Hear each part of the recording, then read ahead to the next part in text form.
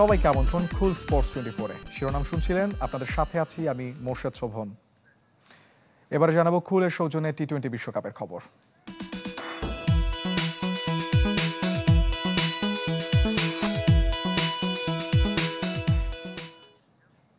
রাতে মাঠে নামছে বাংলাদেশ, প্রতিপক্ষ দক্ষিণ আফ্রিকা। জিতলেই সুপার 8-এর দৌড়ে এগিয়ে থাকবে নাজমুল শান্তর দল। নিউ ইয়র্কে ক্রিকেটের সঙ্গে মানিয়ে নেওয়ার চ্যালেঞ্জ টাইগারদের। নতুন ইতিহাস গড়ার কথা বলছেন head coach Chandika Hathurusingha. Nassau cricket গ্রাউন্ডে ম্যাচ শুরু রাত 8:30টায়। নিউ ইয়র্ক থেকে রেজানুজ্জামানের ম্যাচ রিপোর্ট। একাকী লিটন দাস পুরো দলের অনুশীলন শুরু হয়ে যাওয়ার পর সবার শেষে মাঠে ঢুকলেন।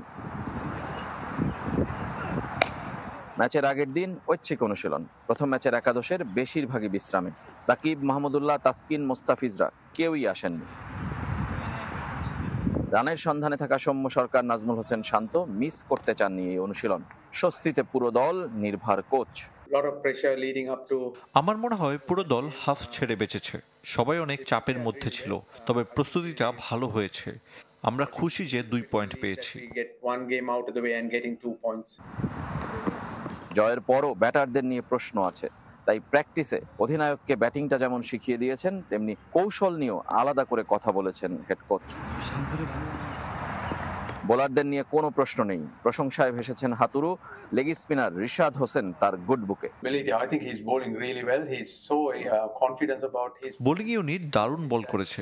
যেভাবে অধিনায়কের পরিকল্পনা বাস্তবায়ন করেছে সেটা দারুণ। কোচেরা কিছুই করেনি, বাইরে থেকে তথ্য দিতে পারে, তবে পুরো সাফল্য বোলারদের।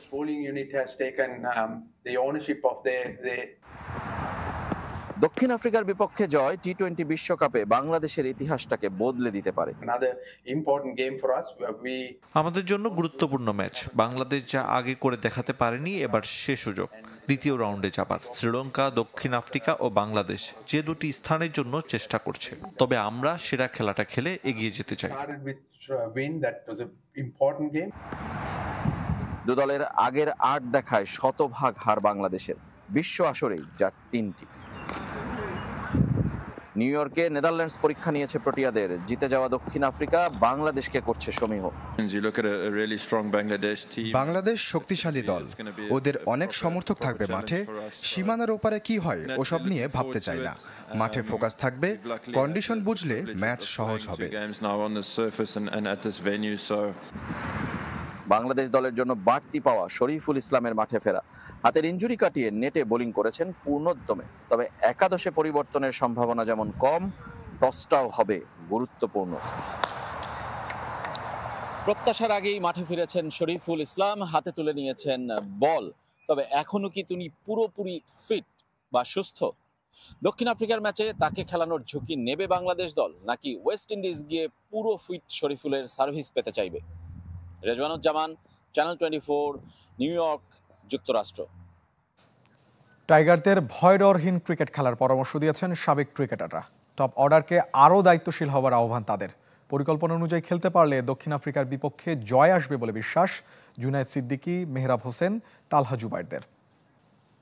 আমরা যেভাবে বোলিং করছি সো ফার ফার্স্ট ম্যাচ থেকে আমার কাছে মনে হচ্ছে যে we still got a chance. If we put up good batting, then আমার কাছে মনে হয় যে আমরা একটু ভালো করবো।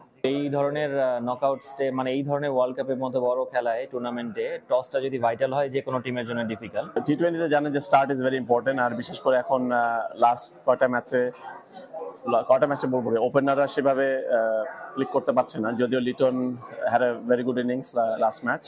তো I hopefully he can build on that. আর যদি বাকি ওপেনাররা যারা স্ট্রাগল করছে, you never know, Soumya is always very unpredictable. আমরা সবসময় চাই যে উইনিং কম্বিনেশনটাই থাকুক। আর আমার কাছে কেন জানি মনে হয়েছে যে সৌম্য কনফিডেন্ট মনে হচ্ছে না, বাট আশা করবো আরেকটা ম্যাচ হয়তো বা তাকে সুযোগ দেওয়া উচিত। বাট মেক শিওর সে যেন ফিয়ারলেস ক্রিকেট খেলে। যেহেতু as a senior player, former player হিসেবে আমি যেহেতু টি-20 বেশ কয়েকটা ওয়ার্ল্ড কাপও খেলেছি, ওপেনার হিসেবে আসলে ফিয়ারলেস ক্রিকেটটা খুব জরুরি। সাকিবকে টপ অর্ডারে খেলা উচিত। আই মিন ওয়ান ডাউনে সাকিব ওয়ান ডাউনে সে খুব ভালো টাচে ছিল একটা সময়। ওকে ওই জায়গায় খেলানো উচিত এবং হয়তো জাকির আলীকে মিডল অর্ডারে ঢুকায় হয়তো ব্যাটিং স্ট্রেন্থ আর একটু বড় করা যেতে পারত। পাকিস্তানকে হারিয়ে আনন্দে ভাসছে ভারত। নিউ ইয়র্কে নেচে গিয়ে উদযাপন করছে টিম ইন্ডিয়ার সমর্থকরা।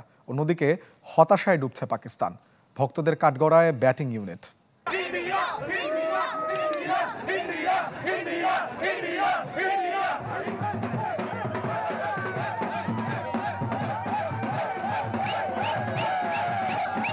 India will win, and they have been doing amazing performance. They won both the matches. There's 2 more matches to go, and I hope India wins. The Indian bowlers did a great job.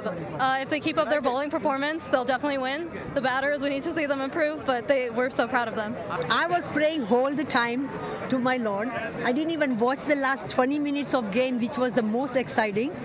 Close my eyes and just praying. And my son told me, Mom, we won. Seriously. So prayer has that much power.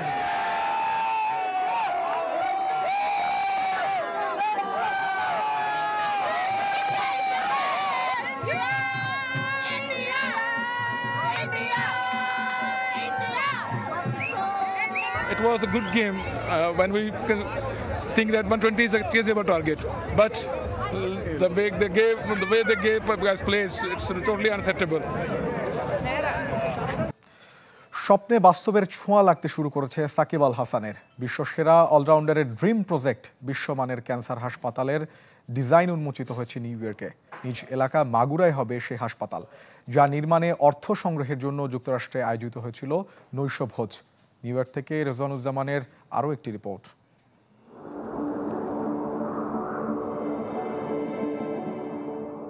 নয়নাভিরাম design, শান্ত নিবিড় পরিবেশ, বিশ্বমানের cancer হাসপাতাল হবে বাংলাদেশে।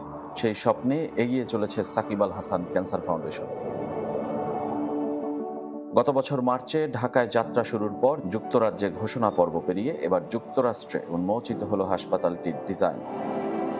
ইংল্যান্ডের প্রবাসী Bangladeshi Elton Gomez এবং রাহাত কামাল ও তার দল তৈরি করেছে স্থাপত্য নকশা। সাকিবের বাড়ি আর নির্বাচনী এলাকা মাগুরায় তৈরি হবে এই হাসপাতাল। জায়গাটা কনফার্ম মোটামুটি বলতে পারেন 95%। মাগুরা এটার কারণে এখন যেহেতু যাতায়াত ব্যবস্থা আমাদের মোটামুটি বেশ ভালো, এখানে একটা হোল্ড আছে যেখানে আমার জন্য কাজটা করা ইজি হবে, এমন একটা জায়গা এই কারণে বেছে নেওয়া। মোটামুটি জনসংখ্যার নিউ ইয়র্কের সেন্ট জোন্স বিশ্ববিদ্যালয়ে তহবিল সংগ্রহের নৈশভোজে এসেছিলেন অনেকেই, কিন্তু কতটা তহবিল যোগ হলো সে প্রশ্ন থেকেই যাচ্ছে। যুক্তরাষ্ট্রের আইন মেনে এই হাসপাতালে বিনিয়োগ করলে তা করমুক্ত হবে বলে জানিয়েছেন অলাভজনক প্রতিষ্ঠানটির আইনজীবী। দূরের পথ হলেও সাকিব আশাবাদী স্বপ্ন পূরণ হবে একদিন। এটা আসলে লং প্রসেস। আপনি ধরেন টেস্ট ম্যাচ খেলতেছেন এরকম একটা অবস্থা, এখানে এই T20 চিন্তা করে আসলে লাভ নাই। তো এটা যতটা সাস্টেনেবল করা যায়, যতটা সুন্দর করে করা যায়, আমরা চাই যে ধীর গতিতে গেলেও যেন সুন্দরভাবে আমরা করতে পারি, সাস্টেনেবল ওয়েতে করতে পারি, যেটাতে আসলে মানুষের উপকারটা হয়, সেটা যেন আমরা এনশিওর করতে পারি। সাকিব আল হাসান ক্যান্সার হাসপাতাল পরিচালনায় কারিগরি ও দক্ষতা দিয়ে সহযোগিতা করবে পাকিস্তানের বিশ্বকাপ জয়ী অধিনায়ক ও সাবেক প্রধানমন্ত্রী ইমরান খানের শওকত খানম মেমোরিয়াল ক্যান্সার হাসপাতাল। আমরা তাদেরটাকে রোল মডেল হিসেবে ধরে আগাতে চাচ্ছি এবং সেরকম যদি হয় তাহলে তাদের থেকে আমরা অনেক সহযোগিতা পাবো বলে আমরা আশা করি, এবং তারা সেই আশ্বাসটা আমাদেরকে দিয়েছে, যেখানে হয়তো আমাদের ডাক্তার, আমাদের নার্স, ফিজিওথেরাপিস্ট যারাই থাকবেন তারা ওখানে যে ট্রেনিং করে আসতে পারবেন। সাকিব, সোহরাওয়ার্দী শুভ, কাফি খানদের শুভ উদ্যোগে সামিল হয়েছিলেন বাংলাদেশের এক ঝাঁক সাবেক ক্রিকেটার। কারণ দিন শেষে আমরা সবাই মানুষ, আমাদের রেজওয়ানুজ্জামান, চ্যানেল 24, নিউ ইয়র্ক, যুক্তরাষ্ট্র। এই ছিল কুল স্পোর্টস 24। খেলার সব আপডেট ও রিপোর্টগুলো দেখতে ভিজিট করুন facebook.com/sports24 team এই পেজে। ধন্যবাদ সঙ্গে থাকার জন্য।